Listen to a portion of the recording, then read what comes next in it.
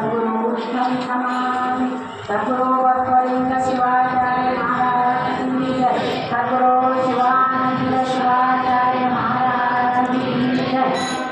नाही मद ज्ञान नेणू काय साधन करी तो पूजन भोळ्यापण। माझ्याशी काहीच नाही, तुमच्यामधलीच एक मी आहे। लेकरू म्हणून काही केलं आपलं बोललं तर पदरात घ्या माझे शब्द। चांगले असलेले तुम्ही सोबत घेऊन जा आणि जे तुमच्या मनाला नाही पडलेले माझे मला परत करा। आपाजीची इच्छा होती अशी, कपिला घाटला जाते वेळेस विड्यामध्ये आपा म्हणजे बोलतीस का, तर एवढ्या पब्लिकमध्ये मी काय बोलू। नेलं ते लेकरू भलं तेच बोले, बरी सुखी डोले माता दे। माईची इच्छा की मी काहीतरी येडे वाकडे शब्द त्यांच्यासमोर बोलावं। मग सांगण्यामध्ये असेच माझ्या गुरुभावनं प्रवचन करा का म्हणून म्हणजे मी प्रवचन करायला मला उभायचं, प्रवचन केले।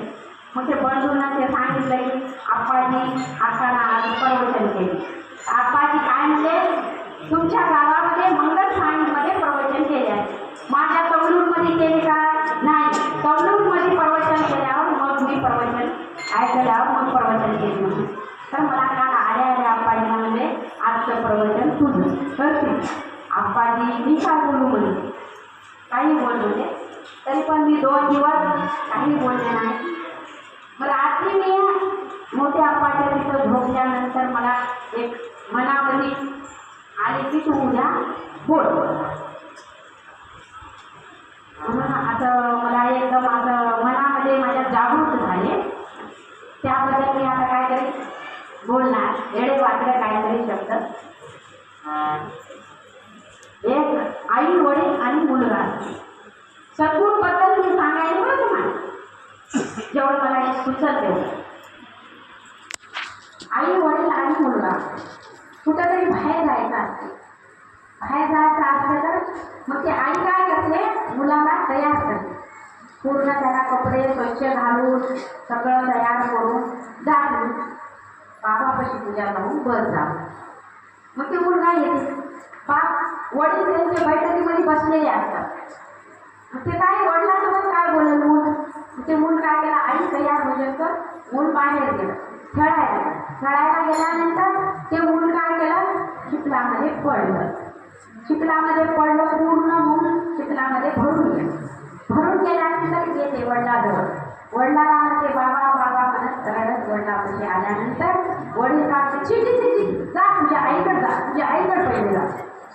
मग मूल काय करते, आईकडे येते, आई काय करते, आई काहीच म्हणत नाही, माय माझं बाळ पडलं तर माय म्हणते की आई पळत येते मुलाकडे। मग आई त्या मुलाचे सगळे कपडे काढते, स्वच्छ करते, त्याला साबण लावून आंघोळ घालून पूर्ण स्वच्छ करून पुन्हा चांगले कपडे घालून त्याला पावडर विभूती कुंकू लावून जा तुझ्या बाळाकडे जाऊन बस जा। किती जरी आई जरी किती भारीची साडी घातली काही जरी केलं तरी आई लेकराला म्हणते का, म्हणत नाही। आई किती बी लेकरू घाण झालं तरी की आई स्वच्छ करते। मग वडील मग तेव्हा काय करते, वडील मग त्या मुलाला मांडीवर घेऊन बसते, मांडीवर घेऊन बसल्यावर मुलाला मूल खुश होते।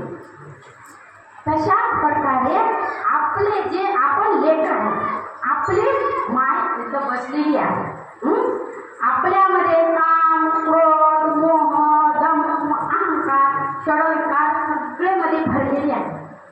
मग ते काढण्याकरता शिवप्रभूंची तुम्हाला ओळख आहे का नाही, माझ्यासारख्या पामराला काय भेटेल आणि बोलेल का, माझे चालते बोलते ह्या पृथ्वी तलावर ह्या कलियुगामध्ये आपल्यासारख्या लेकराला शिवप्रभूची भेट करून देणारी माय म्हणजे माझी गुरुमाय।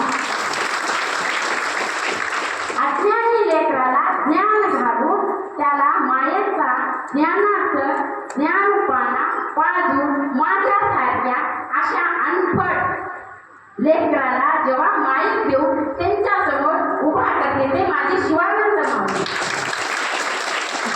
माऊलीच्या सानिध्यामध्ये जो कोणी भक्ती करतो, जो कोणी माऊलीला तन मन धनाने शरण जातो, त्याचे माऊली शिवानंद माऊली कृत कल्याणच करून सोडलेला आहे।